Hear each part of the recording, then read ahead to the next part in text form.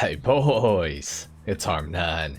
Today we're going to be customizing the Karin Vivanite in Grand Theft Auto Online, except for the first time ever I'm doing the HSW upgrade on the Vivanite. So that is pretty exciting. Now, when I'm releasing this video, this thing is actually on sale. You can get it for, I believe, $963,000 off of Southern San Andreas Super Autos. And yes, that's correct, 963. So anyway, we're going to be customizing this thing today.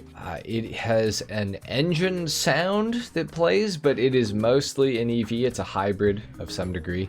But anyways, I'm, to be honest, not excited at all to customize this thing and spend a bunch of money on it. But we're doing it because I'm doing every single HSW car. So let's go ahead and get into it. $800,000 for the HSW upgrade for this thing. So there goes that money. We're going to start off with the armor. We're going to go HSW brakes on this thing. We're also going to go HSW engine tune on it as well. And it does not have transmission or turbo. However, it does have an engine sound that plays at a certain point in its driving, which no idea why there's still not turbo and transmission. But anyways, let's go ahead and start off with the bumpers. We got a few different options here. All of them are so ugly. Like, there's no way. Like, not that you can make this thing look cool, but like you definitely couldn't with these customization options, that's for sure. You know, the only thing I can think of is that I might use this in a manhunt at some point, so I'm gonna put on the plastic bull bar just because, like, why not, I guess. For the rear bumper, oh god, it's so ugly. We'll do the plastic reinforced bumper just because, again, manhunt, maybe I'll use it, so we'll do that. For the exhausts, we have a few different options here. So, okay, this does confirm that it is, it does have an engine. That's so strange. Anyways, okay, double side-facing exhausts, we'll go for those. Those are pretty aggressive looking for this minivan, so we'll do that. As far as the grill goes, there's a few different options we can go for. Maybe the secondary honeycomb grill, let's go ahead and throw that on there. For the hood, we got a few different options here. Oh, man. Some aggressive stuff we can do here. That's crazy. Kind of like the double vented hood, not gonna lie. I think that's kind of cool looking. Oh, the GT hood is also very aggressive. We also have a couple of those in forged carbon as well. We're gonna go primary GT hood. Let's just do it. Why not? Headlights, I will go xenon. For the neon kit, I'm gonna go front, back, and sides. I'm just gonna leave it white for right now. For the livery, we got HSW Racing and HSW Elite. Not a fan of either, so we're gonna keep those off. For the mirrors, maybe secondary stock mirrors. I think that's gonna be fine. Carbon or forged carbon are both available as well. Now for the mode, we do have HSW Race Plus mode, so we'll do that, I guess. Why not? And yellow and black for the plate. For the respray color on this thing, oh boy. Honestly, like, it doesn't actually look horrible in white.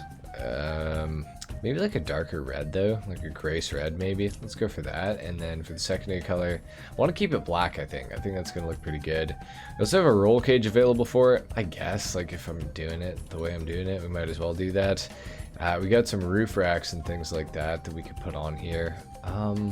Not sure, like, I definitely don't really want one, but let's go for the plastic large roof rack. For the skirts, definitely have a few different options here. Got some good running boards, slat steps and everything. Maybe the secondary sports skirts, honestly. I feel like those are gonna look okay, so we'll do that. Spoiler, we definitely got to go for one. This thing is gonna need it, god knows it. Secondary arch spoiler, maybe we'll go for that. Man, these are pretty aggressive options for a minivan, I gotta say. Yeah, let's just go for the secondary arch spoiler or something. Yeah, let's do that. Why not? Let's do it. Suspension, we will go HSW suspension, which is a little bit extra low. So that's kind of cool. For the wheels, oh god, what do I even do here? SUV wheels, maybe? So ugly. Low-key, the stock wheels are actually fairly good looking on this car. Maybe I'll just leave them. I'm honestly just gonna leave them. Why not? We're gonna tint the windows all the way out. And that's it for the Karin Vivanite customization.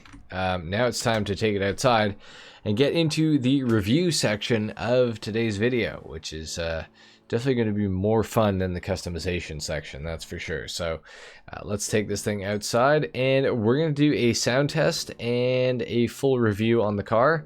However, I might wait until it is a little bit brighter out, so I'll be right back. All right, it's finally daytime. Time to do a sound test. Let's listen to this beast.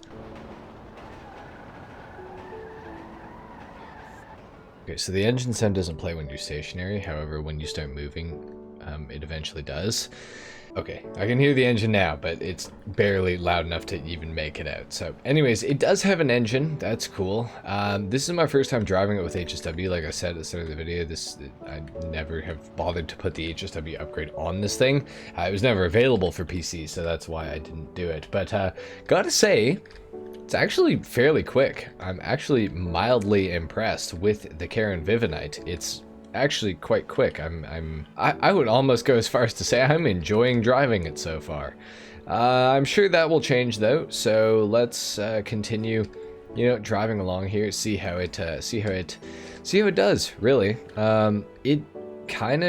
It's definitely faster than it should be. That's for sure. Like, I don't think the rest of the vehicle can handle being as fast as it is with HSW.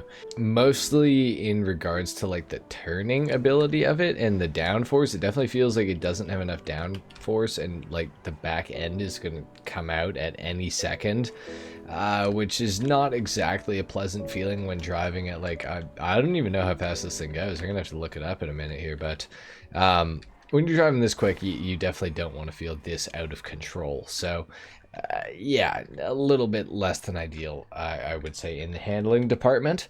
However, everything else is feeling okay so far. So anyways, we're gonna go up into the hills here, and we're gonna see how this thing actually does on some twistier sort of roads and everything like that. In the city here, you know, going mostly straight with, like, you know, a few shallow curves here and there, or a few, you know, little minor corners to take. It's okay. It's not bad. Would I recommend it as like a, you know, vehicle that you like definitely should own? No, for sure, I would not. But if you were in need of like a minivan for some reason and wanted it to be fast, I would think that this is actually one of the better options. Probably the only good option, really, other than the Vapid minivan, but that's not fast, so that automatically eliminates it, I guess. So definitely an interesting vehicle, definitely an interesting one to give HSW to. Would have definitely preferred to see HSW on the Cockette D5 or pretty much anything else, but you know, whatever. As far as this thing goes, like in the corners, it definitely feels top heavy, and I'm kind of regretting putting that rack on the top of it. I think that might have been a bit of a mistake, because it does like raise the center of gravity of the car a little bit. With that being said though, it is making these corners quite convincingly, I must say. So that is good stuff. The Karin Vivanite is actually feeling pretty damn good on these corners. It's actually feeling shockingly faster than a lot of sports cars that I've driven around this sort of area before, which is kind of crazy. So that's good. Now, this thing is all-wheel drive, I think, technically. Okay, it is all-wheel drive. I can tell you that for sure now. As you can see, the back wheels are spinning freely when they're in the air. So I think it is like 90% front wheel drive though, because that back wheel gets stopped by pretty much nothing. If it's making contact with the ground at all, it will get stopped and barely spin. So I think it's like 90% of the power is going to the front wheels and, like, you know, 10% to the rear. So not exactly great. However, I will say it doesn't feel like a front wheel drive car, because I guess technically it's not. But you would think with that much power going to the front wheels, it would feel a little more front wheel drive, but luckily it's actually not. So that's good. I still think this thing is probably not worth buying, because it's like, even if you get it on sale here, like if you get it the day this comes out or the next day, it's definitely significantly more worth getting now than it will be, you know, at full price. This thing is like almost $1.6 million at full price, which is crazy. So I would definitely not pay that amount for it. And the HSW upgrade is like 800k. So if you can get it for 963 and then, you know, the 800k on top of it, it's like, what are you looking at? 1.7 for just the basic, you know, cost of it, and not counting, you know, the HSW like upgrades, like the, you know, the HSW mode and the HSW engine tune and, you know, things like that, HSW brakes, whatnot. I mean, I guess for like 2 mil, really, like probably all totaled, it's not actually a terrible vehicle performance-wise, I don't think. I think you could actually complete the HSW time trial in this thing like relatively easily. At least a few of them you definitely could. I'm very curious what the top speed is on the Karin Vivanite with HSW. So let me look that up. Okay, with HSW, the top speed is 128 miles per hour. on this vehicle, which for comparison is like roughly about the same top speed as the Progen Emrys non-HSW. So that's really not very good. The top speed without HSW for this thing, in case you were wondering as well, is 105 miles per hour, which is not good. Yeah, it's I don't recommend it, to be honest, because for $2 million, there's a lot of cars that can definitely hit 128 miles per hour and can probably do it more convincingly and in a better overall package than the Karin Vivanite. So I would definitely recommend something other than the Karin Vivanite. Definitely before you get this thing, and make sure you have another HSW car. Don't let this be your first one, that's for sure. I would honestly kind of avoid the whole thing altogether unless you, like, for some reason really want a minivan, and if you do, then this one is a decent option with HSW, but it's still going to be super overpriced and everything. So I'd just get a Banshee GTS or an Ubermacht Niobe, to be honest. I think either of those cars will outperform this thing. I know they will outperform this thing, and you'll be happy you spent the extra money on one of those instead of getting this. So anyway, guys, that's pretty much it for the Karin Vivanite HSW customization and review. It's you know, for a minivan, it's not bad, but for, you know, comparatively to a lot of other vehicles, it's pretty shit. So I don't recommend it. Leave a like if you enjoyed the video. Dislike if you didn't. Consider subscribing if you are new, and I will see you all in the next video. Until then, take care. Peace.